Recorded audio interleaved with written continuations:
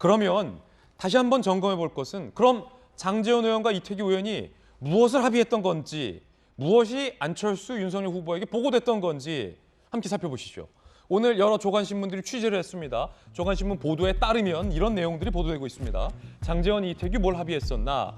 안철수 사퇴 후 윤석열 집권 시 가장 크게 눈에 띄는 건 인수위부터 양당이 공동 운영한다는 겁니다. 아시다시피 저도 인수위 출입 기자를 해봐서 잘 아는데 문재인 정부는 인수위가 없었어요. 하지만 그 이전까지의 모든 대통령들은 거의 인수위를 가졌습니다. 삼청동에서.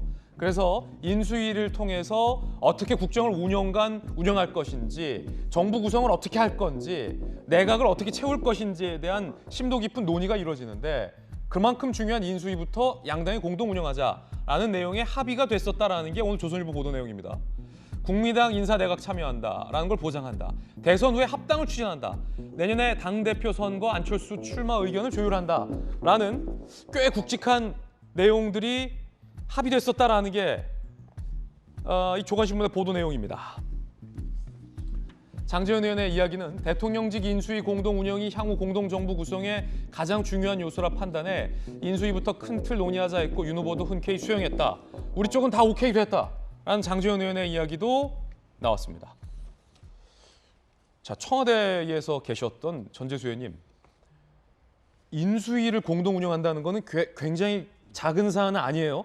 이 내용이 사실이라면 윤석열 후보 측과 또 이태규, 안철수 후보 측이 굉장히 구체적인 부분까지 논의를 했었구나라는 걸 유추할 수 있습니다. 그런데 안철수 후보가 이걸 안 받아들인 거군요, 결과적으로. 그러니까 저도 왜 결렬됐는지는 그 국민의힘과 국민의당 일이라서 잘은 모르겠지만 어떻든 단일화 과정을 겪으면서 그동안 단일화 역사가 여러 차례 있었는데 굉장히 이례적인 모습들이 막 지금 벌어지고 있는 거죠. 예를 들면 단일화 과정의 어떤 세세한 아주 구체적인 이야기들, 또 윤석열 후보가 직접 보냈던 문자 메시지까지 저렇게 공개를 하면서 실무자가 아니고 윤석열 후보 본인이 직접 나서서 단일화 과정을 세세하게 시간표까지 제시를 해가면서 이 단일화 과정을 설명하는 것은 굉장히 이례적인 것이죠. 이것은 뭐냐면 결국은 이제 신뢰가 전혀 뒷받침되지 못한 그런 단일화 과정을 겪은 결과가 아닌가 그렇게 생각을 합니다. 그리고 안철수 후보 입장에서는 어제 그 호남에 가서 유세를 하는 거 보니까 윤석열 후보가 후보 자격이 없다. 윤석열 후보를 찍으면 1년 안에 이 손을 자르고 싶을 거다. 이렇게까지 유세를 하는 거 보니까. 아니, 잠시만요. 안철수 후보가 호남 유세 때 그렇게 얘기했어요? 기사 오전에 나 있는데. 그러니까 윤석열 후보 찍으면 1년 뒤에 손을 자르고 싶을 거다. 이렇게까지 유세 현장에서 유세를 하는 거 보니까 굉장히 강경하게 얘기했네요. 엄청나게 센 발언이죠. 그렇기 때문에 단일화는 이제 사실상 물 건너간 것 같고, 안철수 후보가 보기에는 윤석열 후보로 정권 교체되는 것을 적폐의 교대다 이렇게 이야기할 정도로 정권 교체 이후에 어떤 나라를 만들 것인가에 대한 국가 경영 능력이나 이런 것에 대해서 안철수 후보가 기본적으로 윤석열 후보에게 말하자면 믿음이 없었던 것이 아닌가 그렇게 생각을 하고, 저런 내용으로 합의를 하면 뭐 하겠습니까? 안철수 후보가 2월 13일 날 국민 여론조사 방식을 통한 단일화를 제안을 했는데 그 내용은 없고 저 내용으로 이제 합의를 하는 것은 결국은 이제 후보직을 사퇴하라 하는 것을 전제로 한 거 아닙니까? 그 측면에서 안철수 후보의 동의를 얻어내지 못한 것으로 이렇게 판단이 됩니다. 안철수 후보가 윤석열 후보에게 단일화를 하자라고 제안을 했는데 이제는 윤석열 찍으면 손가락을 어떻게 하고 싶다. 굉장히 입장이 드라마틱하게 변한 것 같은데 김은혜 의원님. 드라마틱하죠.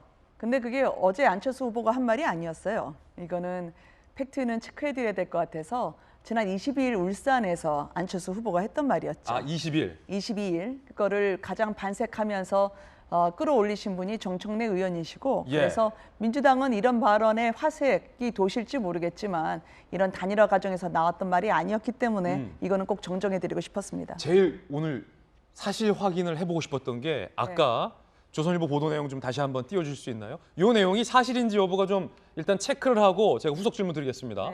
장제원 의원과 이태규 의원이 여기까지 합의했었다. 다시 말해서 윤석열 후보가 줄 수 있는 거에 네. 대해서 윤 후보는 오케이 했다는 거잖아요. 이거 사실입니까? 인수위 때부터 안철수 후보 측이 공동 운영하고 국민의당이 굉장히 많지는 않은데 현역 의원이 3명이잖아요.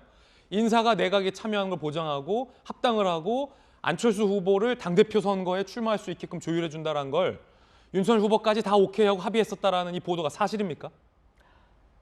민감한 사안이기 때문에 제가 일일이 상세한 내용을 말씀드리지 못하는데요. 또 안철수 후보 측도 있기 때문에 저희가 국민의당의 입장에 있어서 말씀 못 드리지만 네. 사실 원칙선에서 보면 크게 놀라운 일은 아닙니다. 왜냐하면 공동정부라고 하는 건 통합과 화합의 정치를 표방해온 윤석열 후보로서는 당연히 가야 할 길이었고요. 그 공동정부를 하다 보면 양당에서의 인사가 내각에 참여할 수 있겠죠. 또 안철수 후보의 미래를 위한 도전도 다시 열릴 수 있고요. 인수위 같은 것도 마찬가지죠. 상당히 인수위가 힘들지만 공동정부라고 하면 서로 50대 50으로라도 함께 인수위 운영을 한다는 거는 사실 상식선에서 보면 놀라운 일이 아닙니다. 우리의 입장은 그렇다 하더라도 또 국민의당 입장에서도 함께하고 우리와 합당을 하는 건 작년에 저희가 서울시장 재보궐선거 이후에도 추진을 하지 않았었나요? 그런 면에서 보면 정권 교체를 위해서 미랄이 되겠다 하는 안철수 후보 입장에서는 굳이 그거를 거절할 수 없는 사안일 수도 있다고 저는 생각해요. 소위 줄 수 있는 건 다 주겠다라고 밝혔다는 겁니까? 준다기보다는 서로 함께 길을 걷는다면 당연히 나눌 수밖에 없는 그런 연대의식에서 나오는 그런 서로의 합의가 가능한 문구들이었죠.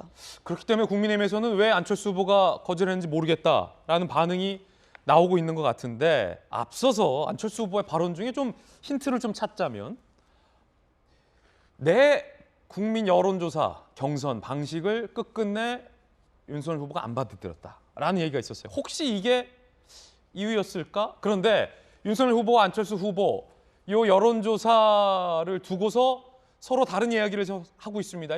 일종의 진실 공방인데 내용 살펴보시죠. 야, 이거 어렵네요.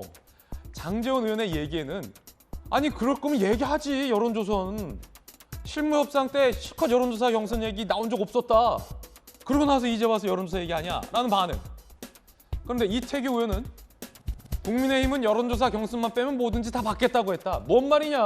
안 받지 않았냐? 진실 공방.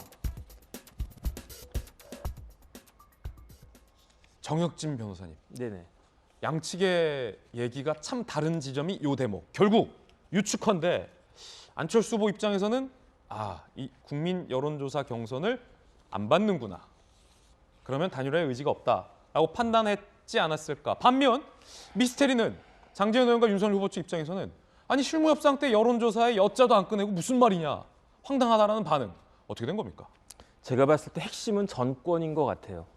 왜냐하면 합의안은 아마 있었던 것 같고 합의안 자체가 없었으면 안철수 후보 측에서 훨씬 더 강력하게 반발했을 것 같은데 지금 여러 매체를 통해서 나오는 합의안 내용 정도는 합의가 있었던 것 같은데 문제는 뭐냐면은 장제원 의원하고 이태규 의원에게 과연 그런 것들을 합의할 수 있는 전권이 있었던 것인가. 장제원 의원은 있었던 것 같고요. 근데 이태규 의원은 있었던 거라고 그 윤석열 후보 측에서는 생각을 했었던 것 같은데 이제 뒤늦게 안철수 후보가 그건 내가 전권 준 게 아니었다라고 이야기를 하니까 중간에 이 사실을 정확하게 밝힐 사람은 이태규 의원이 아닌가 싶고 그런데 저는 3월 20일 날 안철수 후보의 그 회견문 그 철회 회견문에 답이 있다라고 봅니다. 아 그래요? 그거 제가 이제 꼼꼼하게 봤는데요. 네. 한 3,375자 정도 되더라고요. 글자 수를 셌군요.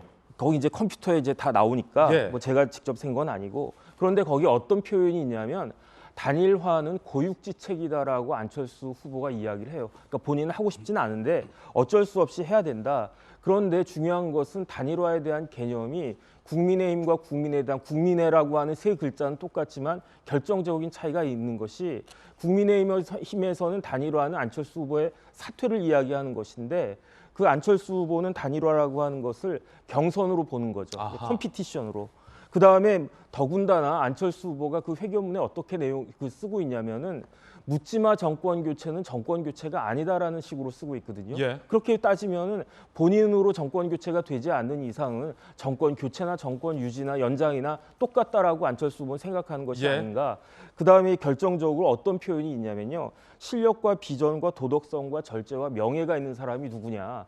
그 윤석열 후보는 아니고 바로 나 안철수다 이런 표현들이 있기 때문에 결국은 그 뭐 단일화는 여러 사람들이 원하고 또 해야 되는 것 같이 보이니까 한번 시도는 했지만 내심은 안철수 후보한테 그렇게 단일화에 대한 의지는 없었지 않나 저는 그 생각이 듭니다. 정혁진 변호사의 어떤 개인 의견 들어봤습니다. 안철수 후보에게 단일화의 어떤 진정성은 없었던 것 같다라는 개인적 관측이에요, 분석이에요. 뭐 알 수가 없습니다. 단정할 수 없습니다. 여러분들은 어떻게 생각하십니까? 아시는 분이 있으면 저한테 이유 좀 알려주십시오. 왜 이 단일화 협상이 결렬됐을까? 상당히 궁금합니다.